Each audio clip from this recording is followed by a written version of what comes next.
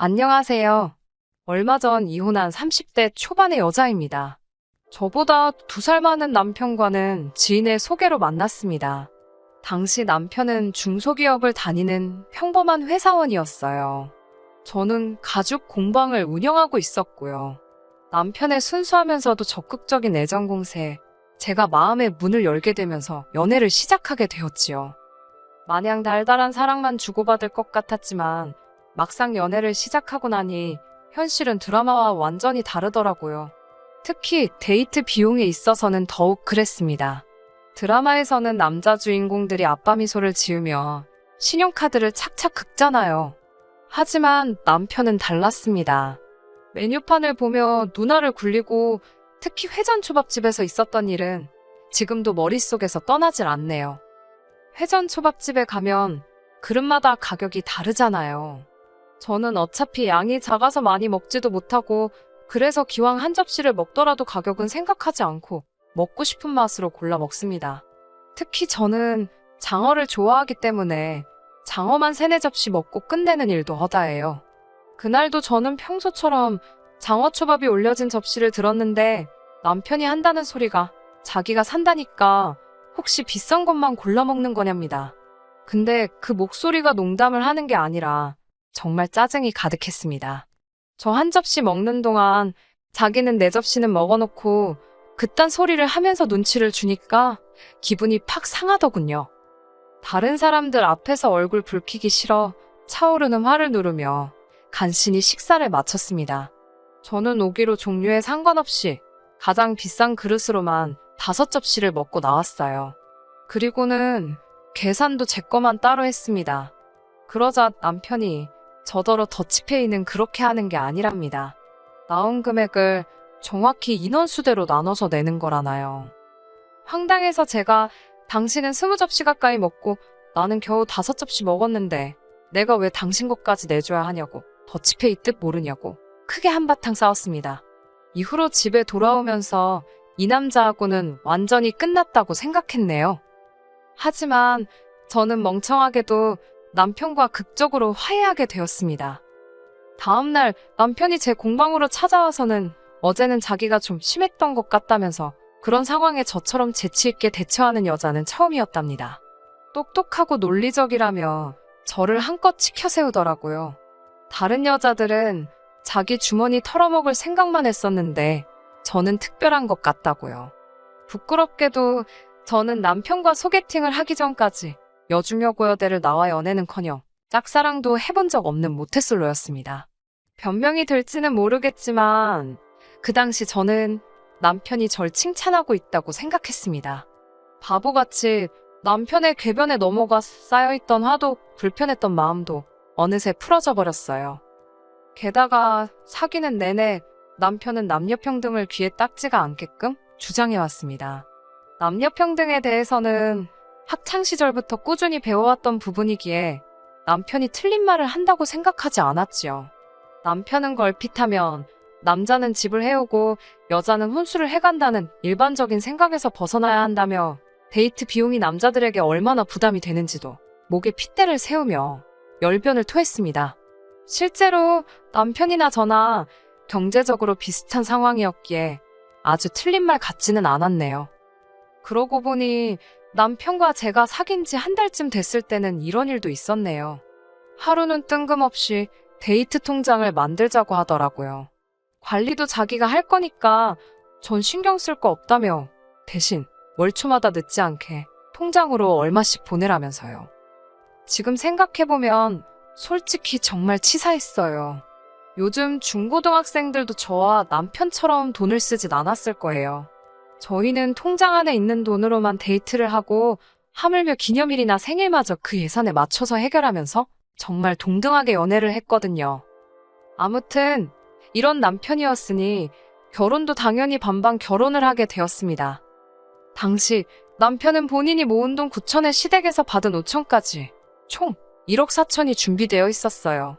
반면에 저는 제가 모아둔 돈이 1억 3천이 있었기에 남편보다는 1,000만 원이 부족한 상황이었지요. 괜히 혹시라도 나중에 자기가 돈을 더 썼네 어쨌네 소리가 나올까봐 친정부모님께 1,000만 원만 보태달라고 부탁드렸어요. 사실 친정부모님은 더 많이 보태주고 싶어 하셨는데 남편과 연애하면서 배운 바가 있었는지 저도 굳이 반 이상 보태야 할 이유를 모르겠더라고요. 그래서 싫다고 했습니다. 살다가 정말 힘든 순간이 오면 그때 도와달라고 부탁드리겠다고 했지요. 그렇게 정확히 2억 8천을 만들어 그 돈으로 전세도 구하고 결혼식도 올리고 신혼여행도 다녀오고 했습니다. 결혼할 당시 남편은 연봉 4천 정도로 이거저거 뺄 것 빼고 나면 대략 한 달에 300 좀 넘게 벌고 있었습니다. 저는 계절에 따라 약간의 차이가 있었지만 그래도 평균을 내보면 대략 한 달에 3, 400 정도 벌고 있었고요. 아이가 없는 맞벌이 부부로서 아주 넉넉하지도 않았지만 부족한 돈도 아니었습니다. 당분간은 신혼을 즐기며 약간은 여유를 부리고 싶은 마음이었지만 남편은 결혼 생활 역시 반반씩 부담하길 원하더군요. 그 성격을 모르고 결혼한 것도 아니었으니 결국 각자 150씩 생활비로 부담하기로 했습니다. 그렇게 결혼한 지 3달쯤 지났을 때였어요. 하루는 남편이 아무래도 회사를 관둬야 할 것 같답니다. 그게 무슨 소리냐고 물으니 어두운 표정으로 회사에서 있었던 일을 털어놓더라고요. 지금 이 사연을 적으면서 다시 그때를 떠올리니 제 얼굴이 다 화끈거리네요. 그날은 대청소를 했던 날이었어요. 얼마 전부터 자꾸 집에 개미가 보여서 무척 신경이 쓰였거든요. 도대체 이 개미들이 어디서 나오나 하고 따라가 보니 아니나 다를까 남편 방이 문제였습니다. 남편은 걸핏하면 방에서 혼자 그렇게 뭘 먹어댔거든요.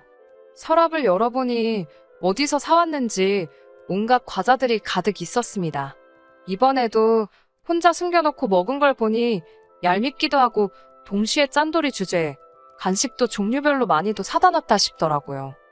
심지어 평소에 잘 마시지도 않는 믹스커피에 비타민 음료까지 있는 건 좀 의외였지만요. 하지만 간식의 출처를 알게 된 저는 정말 충격과 수치스러움에 당장이라도 자리에서 쓰러질 것만 같았습니다. 그 모든 간식들이 남편이 일하는 회사 사무실 탕비실에서 가져온 거라네요. 집에 오기 전에 한 주먹씩 챙겨서 가져왔답니다. 제가 어이가 없어서 간식이 먹고 싶으면 사 먹으면 되지. 그걸 왜 챙겨왔냐고 따지니까 영양가도 없는 간식을 자기 돈 주고 사 먹기가 싫었다나요? 그러면서 꽤나 논리적인 척 한다는 소리가 자기가 남들보다 과잣값만큼은 일을 더 한다며 억울하답니다. 저 인간이 떠드는 게 말인지 막걸리인지 한숨이 나오더라고요. 진짜 문제는 얼마 전 입사한 신입 직원이 남편이 탕비실 물건을 훔쳐간다며 윗선에다가 일렀답니다. 이게 횡령이 아니면 뭐가 횡령이냐면서요. 남편은 쪽팔려서 어디다 어떻게 해야 하냐고 물어보지도 못하고 어영부영 시간을 보냈다더군요. 그렇게 이도저도 못하고 며칠을 우왕좌왕하는 사이에 탕비실 거지 사건이라며 사내에서 남편에 관한 안 좋은 소문이 돌기 시작했고요. 이후로는 남편이 탕비실에 물이라도 한 잔 마시려고 갈라치면 몇몇 직원들이 도끼 눈을 하고 남편을 째려보더랍니다. 심지어 남편이 탕비실을 떠나면 간식이 몇 개나 사라졌는지 확인해 본다며 남은 개수를 세는 직원들도 있었다네요. 남편은 분통을 터뜨리고 있었습니다. 그런 한심한 이야기를 떠들면서 쪽팔려서 회사를 관둔다고 하더라고요. 어이가 없었지만 본인이 괴로워서 못 다니겠다는데 무조건 나가라고 할 수도 없고. 그나마 다행인 건 그 시기에 제가 수입이 많이 늘었다는 겁니다. 제가 아는 친한 동생이 아침 방송 PD로 일하고 있었습니다.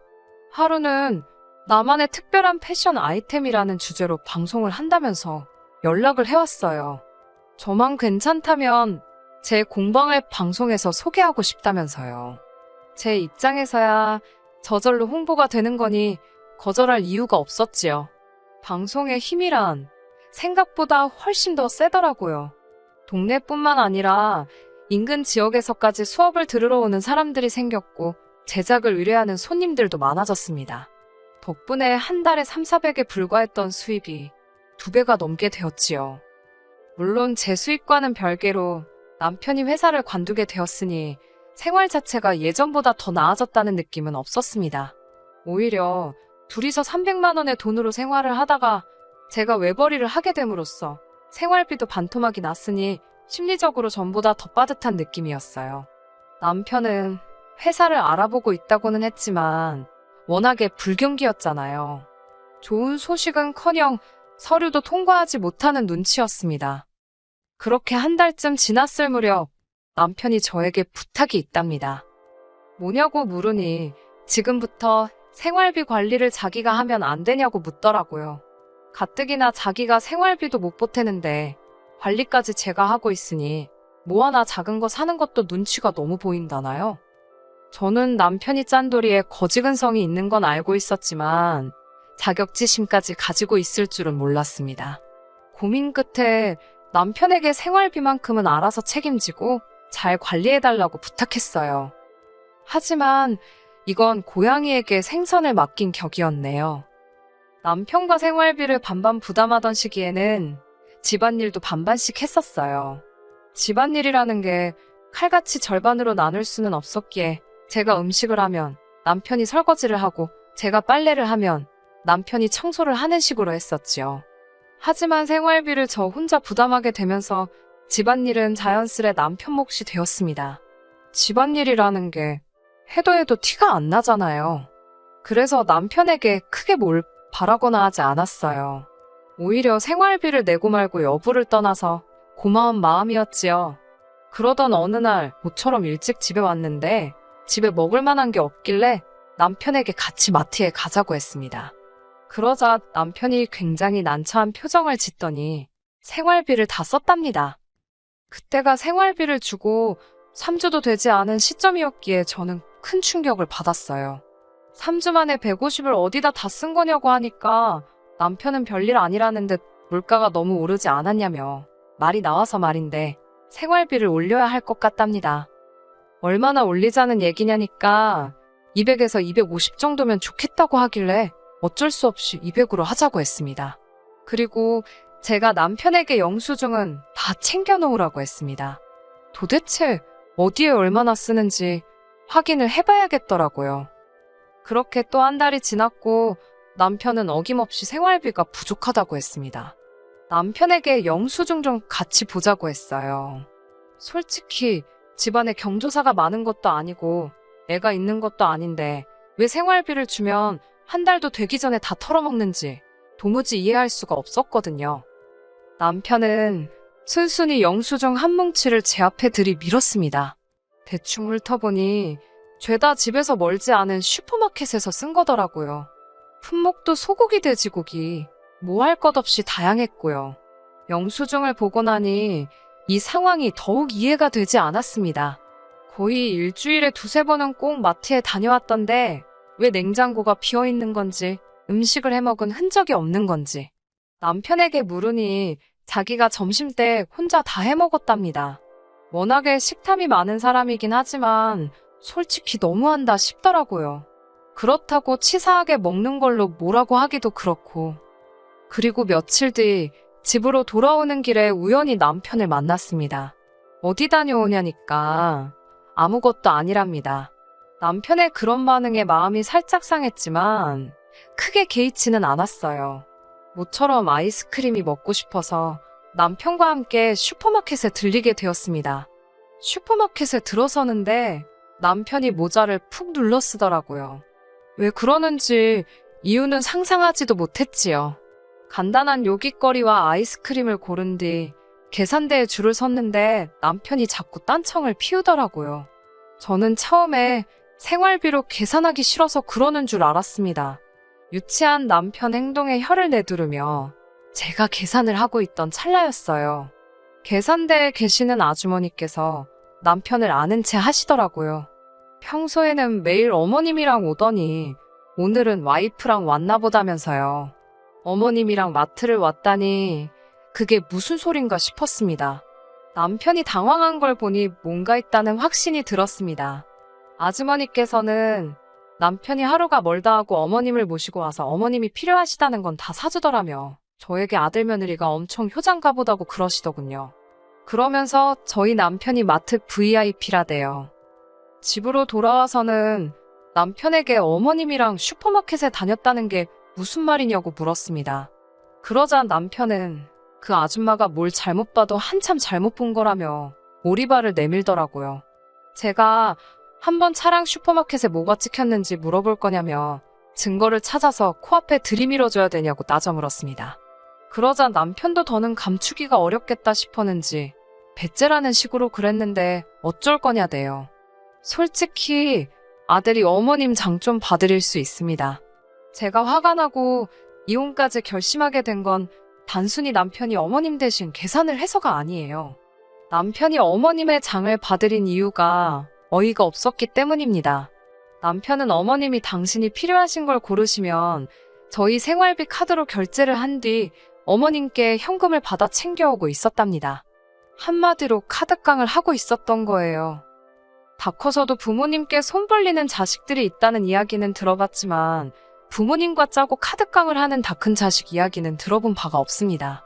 황당하고 어이가 없어서 도대체 무슨 생각으로 그런 일을 한 거냐니까 자기가 집안일을 하는데 제가 알아주지도 않는 것 같고 그래서 셀프로 자기 몫을 챙겼답니다. 예를 들어 남편 생각에 오늘 집안일을 하는데 2시간쯤 걸렸다 하면 어머님과 짜고 5만 원을 빼돌리는 식으로요. 남편의 무용담을 듣고 있으니 기가 차더라고요. 아무리 부부 사이라도 그거 사기라니까 저더러 말이 너무 심하답니다. 이게 다 자기의 공로를 인정해주지 않는 저 때문에 일어난 일이라고요. 탕비실 거지 사건 때도 회사에서 자기가 일한 걸 알아주지도 않고 월급도 적어서 과자라도 잔뜩 챙긴 거라던 남편의 모습이 순간 머릿속을 스쳤습니다. 그제서야 알겠더라고요. 남편은 사람이 바보 같은 게 아니라 이기적이고 지독하게 계산적인 못난 사람이었다는 걸요. 이후로 한 사흘간을 남편과 말 한마디 섞지 않고 시간을 보냈습니다. 남편의 말 같지도 않은 궤변에 더 이상 놀아나고 싶은 마음은 없었으니까요. 어머님도 이번 일을 알게 되셨는지 전화를 해오셨지만 받지 않았습니다. 행여나 마음이라도 약해지면 곤란하니까요. 남편에게 이혼하자고 했습니다. 자기가 돈을 못 벌어서 그런 거냐며 너무하다고 발악을 하는 남편에게 저는 다른 건 다 참아도 양심에 털난 사람하고는 못 산다고 했어요. 평생을 믿고 의지해야 하는데 너 같은 거짓말쟁이를 어떻게 신뢰할 수 있겠냐고요. 하지만 남편은 자기가 한 행동들이 거짓말도 아니고 사기도 아니라 생각했습니다. 이 모든 건 자기를 알아주지 않는 다른 사람들 때문에 생긴 결과라면서요. 어머님의 태도도 가관이었습니다. 저더러 남편 귀를 그렇게 죽여놓으면 좋냐면서 뜬금없이 왜 당신 용돈은 안 주는 거냐고 따지시더라고요. 아들이 못 주게 되었으면 며느리가 알아서 줘야 되는 거랍니다. 남편의 뻔뻔함과 염치 없음이 어머님으로부터 나왔다는 걸 알겠더라고요. 하긴 어머님이 제정신이셨으면 남편의 카드깡을 도와줄 리도 없으셨겠지요. 결국 남편과는 이혼하게 되었습니다. 악담을 퍼부으면 말이지요. 어머님께는 자식 농사 지금이라도 다시 지으셔야 하는 거 아니냐고 아들 농사는 완전히 망하신 것 같다 했네요. 지금 다 갈아엎고 새로 농사 짓자니 너무 늦은 건 아니냐고요. 며느리가 시애미 약 올린다고 어머님이 거품을 무시던걸요. 남편도 저한테 말 조심하라길래 너는 손버릇이나 고치라고 싸붙였습니다. 이혼을 하고 얼마 지나지 않았을 무렵 남편에게서 연락이 왔습니다. 어떻게 하면 자기를 다시 받아주겠냐고 묻더라고요. 가진 건 뭣도 없으면서 고개 빳빳한 건 여전하대요. 남편에게 혼자 살다 죽어 문드러져도 너랑은 안 산다고 한껏 비웃어줬습니다. 너가 나라면 회사 비품 훔치는 것도 모자라서 마누라 돈 삥땅 쳐서 엄마 돈 뜯어가는 사람하고 다시 시작하겠냐고 따지니 지도 할 말이 없는지 조용히 입을 다물더라고요. 알뜰한 살림꾼과 거지근성은 서로 완벽하게 다르면서도 종이 한 장 차이밖에 나지를 않네요. 그 짠돌이 기질이 적어도 허투루 돈을 쓰지 않을 거라 생각을 했는데 이렇게 다 알고 나니 자기가 번 돈은 아깝고 제가 번 돈은 맘대로 써도 된다고 생각을 했나 봐요. 당분간은 머리 아프게 누굴 만나서 스트레스를 받고 그렇게 살고 싶지 않습니다. 만나게 되더라도 제발 정신적으로 성숙하고 양심을 지키는 사람을 만날 수 있으면 좋겠네요. 끝까지 들어주셔서 감사합니다. 오늘의 사연은 여기까지입니다. 구독과 좋아요, 알람 설정 부탁드리고 더 좋은 사연으로 다시 찾아뵙겠습니다. 감사합니다.